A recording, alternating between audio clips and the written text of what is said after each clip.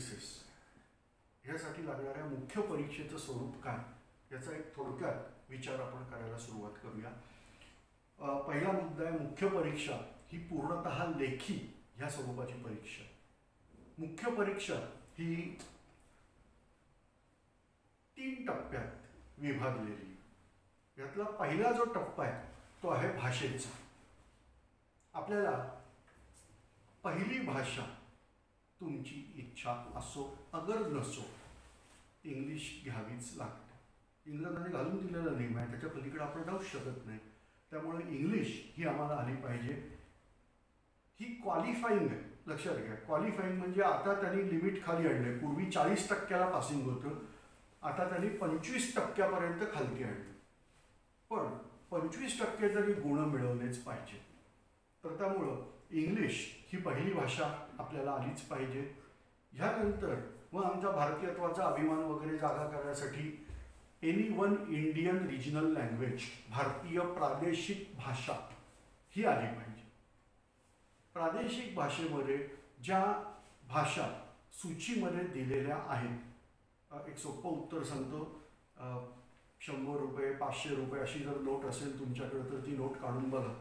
त्याच्यावर वेगवेगळ्या भाषेमध्ये दिलेलं असतं. तर त्या ज्या भाषा आहेत ह्यापैकी कुठच्याही भाषेत तुम्ही परीक्षा देऊ शकता.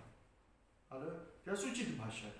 अर्थात आपल्यासाठी मराठीमध्ये ही भाषा घेऊ शकतो.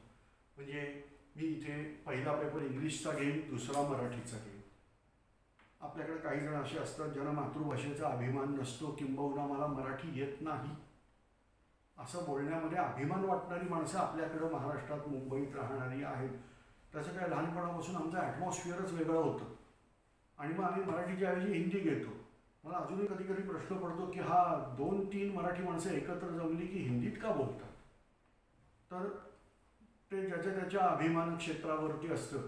पण माझं एक मत असेल की रिजनल लँग्वेज म्हटल्यानंतर तुम्ही ज्या प्रदेशातली आहात ती घ्यावी असं बंधन नाही.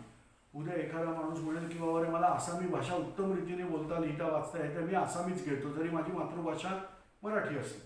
हरकत नाही, तुम्ही घ्यायला स्वातंत्र्य आहे. स्वातंत्र्य कशाला नाही सांगतो, दुसरी भाषा इंग्लिश घेता येत नाही. ओके, पहिली भाषा तुम्ही इंग्लिश घेतली, आता इंग्लिश ही भारताची रिजनल लँग्वेज होऊ शकते का? उत्तर हो, नागालँडची. त्यांनी मागणी केली होती कधी काळी आणि म्हणून नागभूमी याचं रूपांतर झालं आहे नागालँडमध्ये. आणि मग तुम्ही जर नागालँडचे रहिवासी असाल म्हणजे 7 सिस्टरपैकी जर असाल तर तुम्ही सेकंड लँग्वेज पण इंग्लिश घेऊ शकता.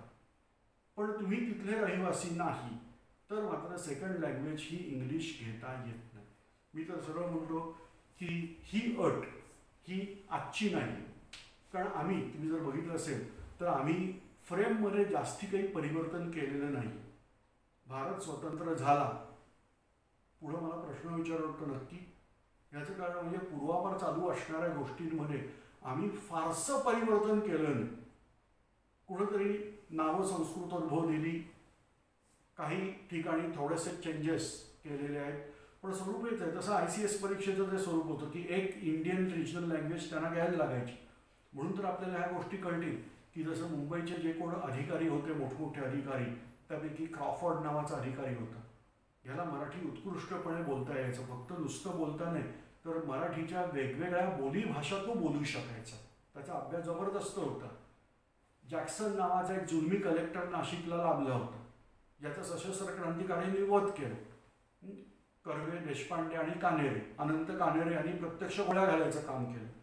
कुठं मारल्या गोळ्या तर नाटकामध्ये, मराठी नाटकाला त्याला बोलावलं होतं, मराठी नाटक बघताना त्याला गोळ्या घातल्या.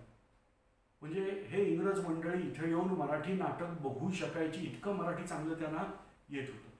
तर त्यामुळं एक प्रश्न आहे की जर ते लोक सगळ्या भाषा चांगल्या शिकू शकतात तर आपण आपली भाषा का नाही शिकायची. ह्याप्रमाणे दुसरी भाषा मी तुम्हाला सल्ला देईन, मराठी.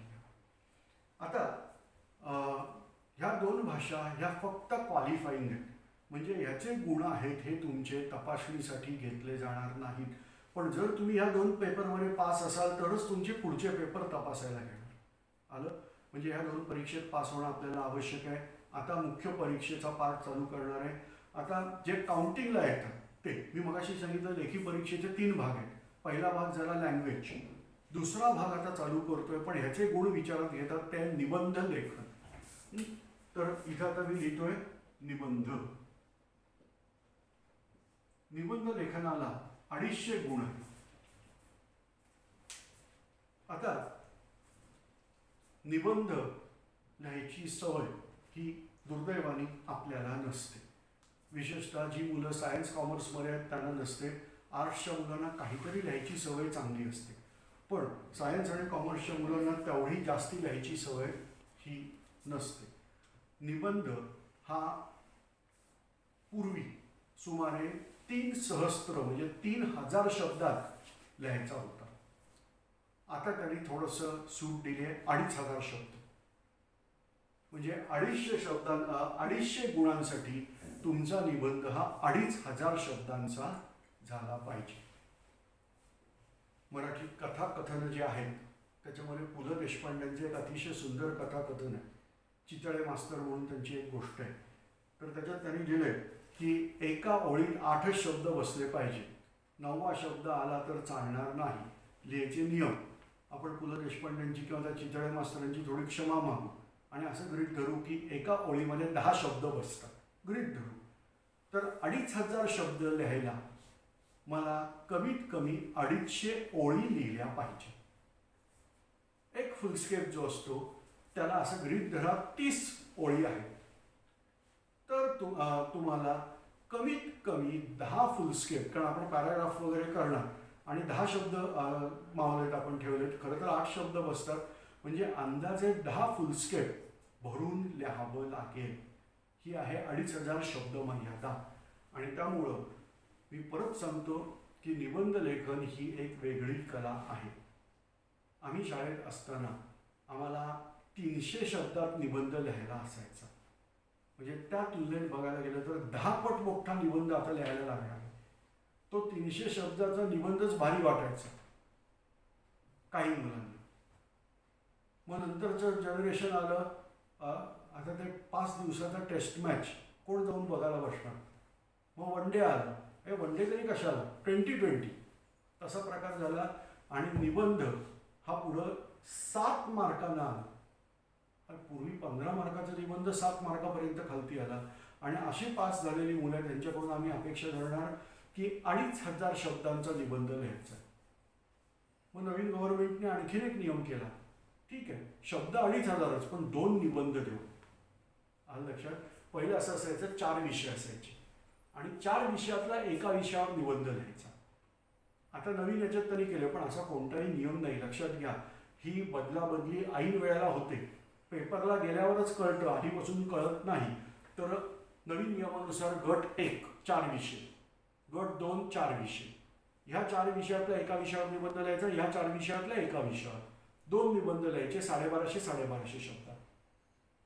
आलं. पण हे एकाच दिवशी लिहायचं असतं. हे झालं निबंध. निबंध म्हणजे काय, तर तुमच्या व्यक्तिमत्वाचा आरसा आहे. तुम्ही किती स्पष्ट विचार करता, तुम्ही किती बुद्धिमत्तेचा वापर केलेला आहे, एखाद्या गोष्टीबद्दल बघायचा तुमचा दृष्टिकोन काय आहे, अशा विविध पैलूंचा अभ्यास हा निबंधातून होत असतो. तुमची भाषा किती शुद्ध आहे, या ठिकाणी शुद्ध लेखनाच्या चुका सुद्धा विचारात घेतल्या जातात. आणि म्हणून निबंध लेखन करताना आपल्याला पूर्ण विचार करायचा आहे की निबंध कुठच्या भाषेत लिहिणार. इथं भाषा सिलेक्ट करायला अलाउड आहे, तुम्ही निबंध मराठीत घेऊ शकता. ओके. आता हा झाला निबंधाचा भाग जो 250 गुणांचा आहे. आता याच्यानंतर 4 पेपर आहेत. पेपर 1, 2, 3 आणि 4 हे प्रत्येकी 250 गुणांचे पेपर.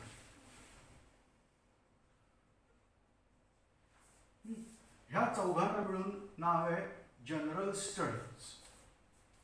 म्हणजे इथं मला जनरल स्टडीज या नावाखाली हा अभ्यास करायचा आहे. 4 पेपर 250 गुणांचे. आलं लक्षात. आता हे पेपर कोणते, तर जे पूर्वपरीक्षेला आपण अभ्यासला तोच प्रकार, म्हणजे इतिहास, भूगोल वगैरे सगळं, सायन्स अँड टेक्नॉलॉजी हे सगळं. एकच विषय थोडासा वेगळा आहे, त्याचं नाव आहे एथिक्स. हा ॲडिशनल विषय मेन्सला आहे. बाकी सगळे विषय पूर्वपरीक्षेचेच आहेत. म्हणजे तुम्ही पूर्वपरीक्षेत जो अभ्यास केलेला आहे तोच अभ्यास, पण पूर्वपरीक्षेत तुम्हाला फक्त ऑब्जेक्टिव्ह द्यायचे होते आणि मुख्य परीक्षेमध्ये आपल्याला इथं डिस्क्रिप्टिव्ह. पण डिस्क्रिप्टिव्हचा फायदा असतो, ऑब्जेक्टिव्हमध्ये तोटा आहे. तुम्ही समजा आपण असं गृहीत धरूया की शिवाजी महाराजांचं चरित्र सगळं अभ्यासलं आणि सगळं चरित्र अभ्यासल्यानंतर तुम्हाला जर प्रश्न विचारण्यात आला की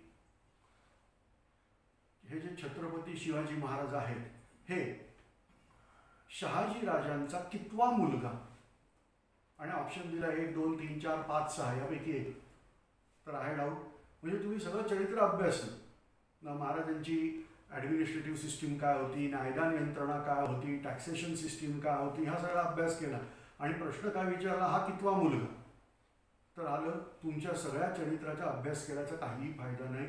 जर तुम्ही हे लक्षात ठेवलं असेल तर तुम्हाला येणार, जर उत्तर माहीत नाही तर नाही येणार. पण जर तुम्हाला डिस्क्रिप्टिव्हमध्ये द्यायचे की छत्रपती शिवाजी महाराजांबद्दल 200 शब्दात माहिती लिहा, तर नॉट नेसेसरी की तो कितवा मुलगा आहे, काय आहे, हे गोष्टी मेन्शन करायची गरज नाही. इथं तुम्ही त्यांचं टॅक्सेशन सिस्टीम, ॲडमिनिस्ट्रेटिव्ह सिस्टीम, त्याच्यानंतर त्यांचा सेक्युलरिझम अप्रोच किंवा ह्या सगळ्या गोष्टीवर तुम्ही लिहिलं, तुम्ही जे लिहिलेलं आहे ते कसं लिहिलं हे बघितलं जातं. हा ऑब्जेक्टिव्ह लिहिण्याचा डिस्क्रिप्टिव्ह आन्सर आणि ऑब्जेक्टिव्ह ह्याच्यामध्ये फरक आहे. त्यामुळं मेन्सचा अभ्यास हा तुमचा प्रिलिम बरोबरच चालू झालेला असतो. प्रिलिमचा अभ्यास करतानाच मेन्सचा होत असतो. फक्त प्रिलिम आणि मेन्समध्ये फरक काय असतो, तर तुम्हाला ह्या ठिकाणी मेन्समध्ये रायटिंग स्किल म्हणजे मुद्देसूद लिखाण कसं आहे किंवा तुम्ही कसे कसे पॉईंट विचारात घेतलेले आहेत, पॉईंट कशा रीतीने एक्सप्लेन केला, एक्झाम्पल दिले का विदाऊट एक्झाम्पल देत आहे, ह्या सगळ्या गोष्टींचा विचार हा मेन्समध्ये केला जातो. जसं एका कधीतरी मेन्सचा, हा UPSCच्या मेन्सचाच प्रश्न आहे की काश्मीर समस्या काय आणि काश्मीर समस्या सोडवण्यासाठी तुमच्याकडे काय उपाय, हे सुमारे 250 शब्दात लिहा. म्हणजे इथे तुम्हाला काश्मीर समस्या काय, आता तुम्हाला त्यांनी ओपन करून दिले, स्काय इज द लिमिट, तुम्ही कुठपासून सुरू करता. राजा ललितादित्य जो होता काश्मीरचा तिथपासून सुरू करता, राजा गुलाबसिंगापासून सुरू करता, का शेख अब्दुल्ला आणि राजा हरिसिंग यांच्या प्रश्नापासून सुरू करता, तुमच्यावरती आहे. आणि त्याच्यावरचा उपाय काय, तो उपाय म्हणजे काहीतरी लॉजिकल पाहिजे, बॉम्ब टाकून सगळ्यांना संपवा असा उपाय नसतो, की लॉजिकल व्यवस्थित पद्धतीचा उपाय की ज्याच्यामुळं तुमची वैचारिक संकल्पना, वैचारिक स्पष्टता किती आहे ही सगळं त्याच्यातून कळलं पाहिजे. हे 250 शब्दात लिहायचं म्हणजे परत एकदा आहे की राजकीय पक्षातले लोक जशी भाषणं करतात मोठमोठी, तसं करायचं नाही. टू द पॉईंट तुमची उत्तरं त्याच्यावरची आली पाहिजे. तर अशा रीतीने मुख्य परीक्षा आहे. आता हे झाले 4 पेपर. आता याच्यानंतर 3रा गट चालू होतो, म्हणजे पेपरच आहे पण पेपर आता याला म्हणणार मी 5 आणि पेपर 6 हे दोन्ही पेपर आहेत. ह्याचं नाव आहे ऑप्शनल सब्जेक्ट. 250 मार्काचाच पेपर आहे पण यांचं नाव आहे ऑप्शनल सब्जेक्ट. पूर्वी हे 2 ऑप्शनल असायचे, आता ऑप्शनल एकच आहे पण एकाच पेपरचे 2 भाग आहेत, 250 मार्कांचे. तर ऑप्शनल जो आहे तो असा आहे की तुम्हाला जी यादी दिलेली आहे त्यातला एक विषय तुम्ही ऑप्शनल सब्जेक्ट म्हणून घ्यायचा. समजा मी इतिहास घेतला तर इतिहासाचेच 2 पेपर असणार. मग मी प्रिलिमला पण अभ्यास केला आहे, मेन्सला पण तोच पेपर आहे. तर ऑप्शनल म्हणजे नीट समजून घ्या, ऑप्शनल हा साधारणतः MA लेवलचा पेपर येतो, म्हणजे ग्रॅज्युएशन +1 लेवल ह्या लेवलचा पेपर हा ऑप्शनलमध्ये असतो. ज्या वेळेला तुम्ही बाकी जनरल स्टडीचा जो अभ्यास केला आहे तो अंदाजे 12वी पर्यंतच्या लेवलचा अभ्यास आहे. म्हणजे ऑप्शनल आणि बाकी अभ्यास याच्यामध्ये फरक लक्षात घ्या. त्यामुळं जर तुम्हाला इतिहास सोपा वाटत असेल आणि तुमचं ग्रॅज्युएशन हे सायन्समध्ये झालं तर इतिहास हा विषय ऑप्शनलला घेताना 10 वेळा विचार करा, कारण तिथं कुठचा इतिहास लागणार आहे तर ग्रॅज्युएशन +1 लेवलचा आणि तुम्ही जो अभ्यासला आहे तो 12वीच्या लेवलचा इतिहास अभ्यासला आहे. तर हा एक मोठा फरक असतो. ऑप्शनल सब्जेक्ट कोणता घ्यायचा, तर माझं एक सरासरी मत असतं की जो तुमचा ग्रॅज्युएशनचा विषय आहे तोच विषय ऑप्शनल म्हणून घ्यावा. काही गैरसमज असतं म्हणजे उदाहरणार्थ इकॉनॉमिक्स जर तुम्ही घेतला तर तुम्ही सिलेक्टच होत नाही. जितकी मुलं इकॉनॉमिक्सला गेली त्यांच्याकडून मी हे ऐकलं, इकॉनॉमिक्स जर ग्रॅज्युएशनला घेतला तर इकॉनॉमिक्स सिलेक्ट होत नाही. केमिस्ट्रीवाले म्हणतात केमिस्ट्री जर घेतला तर केमिस्ट्री सिलेक्ट होत नाही. तर असं काही नाही. आपल्याला आता माहिती आहे की मेन्समधून इंटरव्ह्यूला 1/3च्या आसपास लोक जाणार आहेत. म्हणजे 10,000 जणांनी मुख्य परीक्षा दिलेली असेल तर त्यातले अंदाजे 3,000 जण इंटरव्ह्यूला जाणार आहेत. आणि त्यामुळे इथं कट ऑफ होण्याचं बरंच प्रमाण असतं. असे काही विषय ठरवून कोणी उडवत नाही. हां, फक्त काय असतं की जो विषय तुम्ही इथं घेतला आहे तो 250-500 मार्काचा विषय हा आहे. पूर्वी 2 ऑप्शनल विषय असायचे, म्हणजे मी इतिहास आणि रसायनशास्त्र असे विषय घेईन. आता तसं नाही. आता इतिहास म्हणजे इतिहासच, पण इतिहासाचा पेपर 1, इतिहासाचा पेपर 2 या पद्धतीने. आणि मग ही टोटल ही तुमची बघितली जाते. ही टोटल ज्याची जास्ती अशा लोकांना पर्सनॅलिटी टेस्टसाठी बोलावलं जातं.